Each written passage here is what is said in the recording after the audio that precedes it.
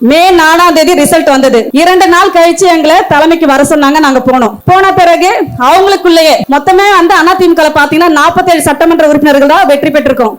பொதுச் செயலாளர் எடப்பாடி உட்பட அவர்களுக்குள்ள என்ன முடிவு எடுத்தாங்கன்னு தெரியாது. எல்லாரும் பாண்டிச்சேரிக்கு அனுப்புனாங்க.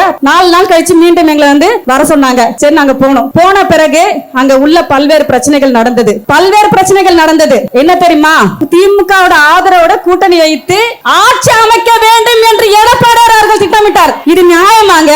இங்க சொல்லுங்க. இங்க அமர்ந்திருக்கின்ற ஒவ்வொரு மக்களும், இங்க அமர்ந்திருக்கின்ற பெரியவர்கள், தாய்மார்கள் அனைவரும் அமர்ந்திருக்கின்றீங்க. இது நியாயமா? புரட்சி தலைவர் அவர்கள் யாரை எதிர்த்து கட்சி ஆரம்பித்தார்? திராவிட முன்னேற்ற கழகத்தை எதிர்த்து தானே கட்சி ஆரம்பிச்சாரு. புரட்சி தலைவர் அம்மா அவர்களுக்கு எவ்வளவு பெரிய அநீதிகள்லாம் நடந்தது. அதே சட்டமன்றத்தில் ஒரு பெண் என்று பாராமல் துரைமுருகன் அவர்கள் அம்மா அவர்களை இழிவுபடுத்தினாங்க.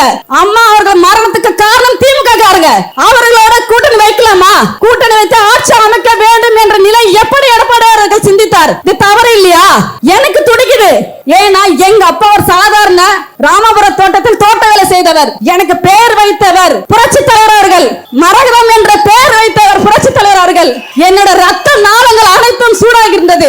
ஏன்னா நாங்க அவரிடத்துல வளர்ந்தவர். அதனால்தான் என்னோட மனம் பொறுக்கவில்லை.